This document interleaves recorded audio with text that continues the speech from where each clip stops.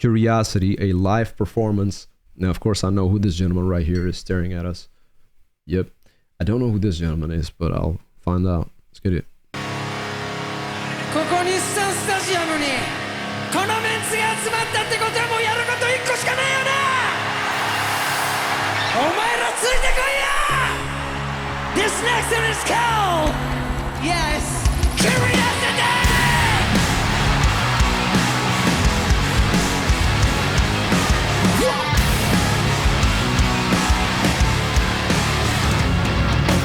Time to wake up, there's a war inside. It still matters, kiss them all goodbye. We can say, walking out of data line, or we can make it wrong. I'm not afraid, I'm ready for the other side. Really hold my back. Say you or I am missing die. Take why my curiosity say you or I am missing die. Take why my curiosity. やっちゃうぜ日産。40年のキャリアの快楽。残ったら俺のバカ。俺自身能力に酷使刑事が集まる裁判。くだらないのが大河。くだらない熱バブラ。支えるくれない。くれないライブを耐えれ。認めたクライマックス。今のうちキャンプレッジに忘れないのヒーローだし。部活節ベッドレッジを回りまるのフィーボランチ。俺の胸の中。いつもスラウンドチョッカー。みんな準備どうだ。今日も今日も突破。やっぱ待ったなしだ。Say you my curiosity says you or I am missing die. Say why my curiosity.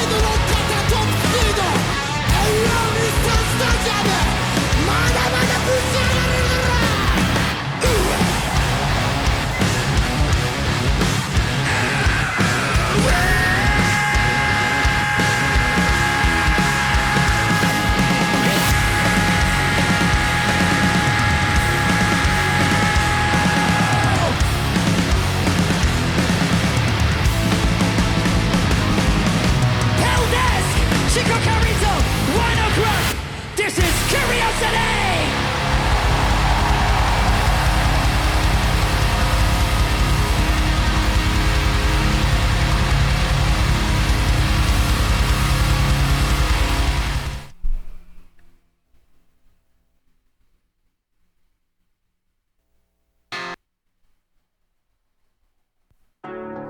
The fuck is going on? Where's my damn song? What happened? This was insane.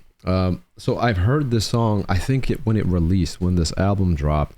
This is the thing, I don't even remember if this rapper Chico was on the original, because it's been over a year since I heard it. I forgot about this song.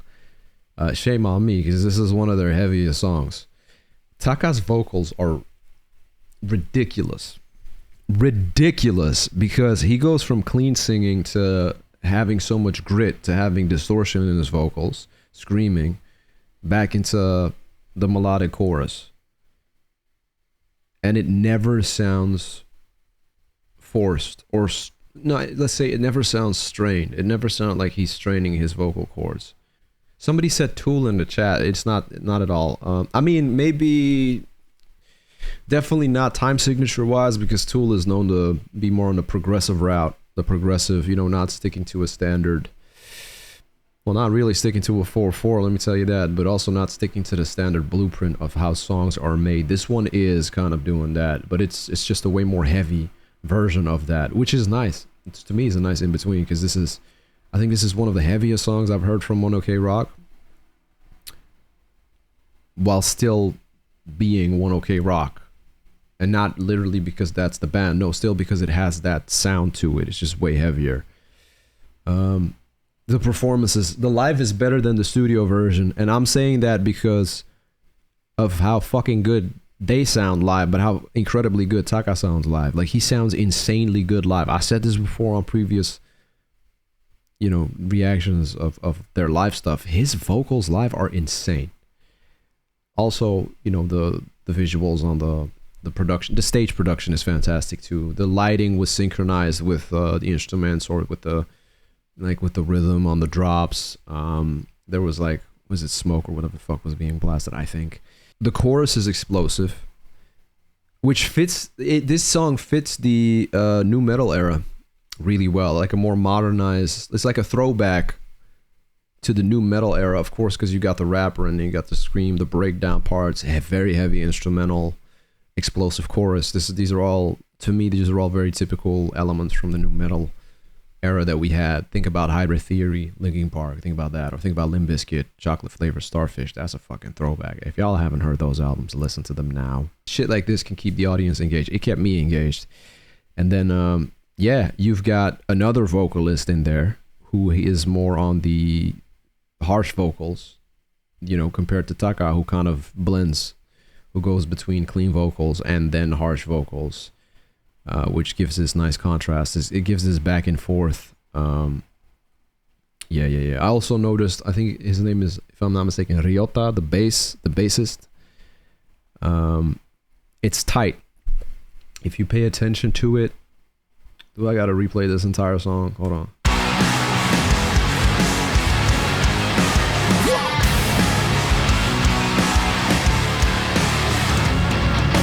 Time to wake up, there's a war inside. Still matters, kissed and mogul pride. We can say I'm walking out of down a line, or we can make it wrong.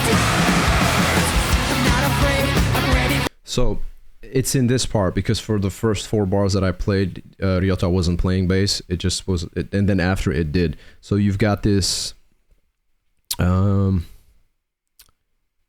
rhythmic, I mean, of course it's drums, but it's almost this driving pattern. And the bass is, so when I say the bass and the guitar are very tight, it means that the bass, the way they play it, it sits very tightly on the exact same patterns of the kick and the snare of the drums. So that's tight is because it matches that. There's a rhythm to the bass that's being played, which really matches that.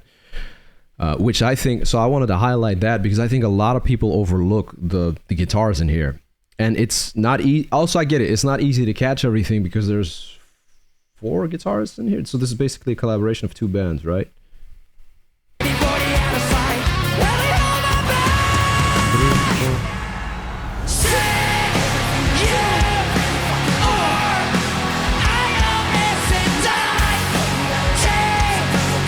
is a fucking amazing song, and live it's even crazier.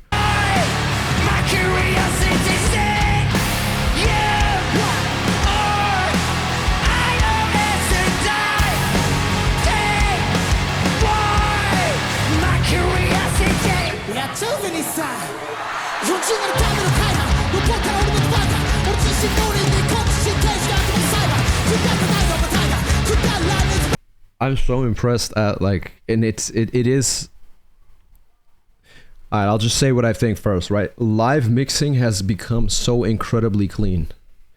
Because normally, if you go back to older live performances, usually they sound a bit or a lot washed out. So it's hard to catch every individual sound. With this here, I mean, it's thanks to technology.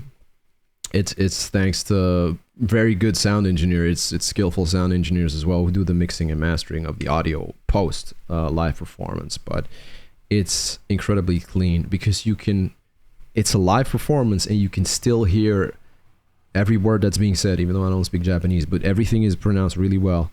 You can hear the details in the guitars. You can hear the details in the bass, the drums, and all of that stuff. You can hear like details in the kick drum. You get me? And you can still hear the audience in there. And that's all because of like an incredibly done mix, incredibly done balance. So it's, you know, on top of this song being a banger and the live performance being fantastic, you got a fantastic mix. Like the mix really stands out to the point where like I'm gonna put this on a playlist and listen to the live performance more than the studio version. That's all.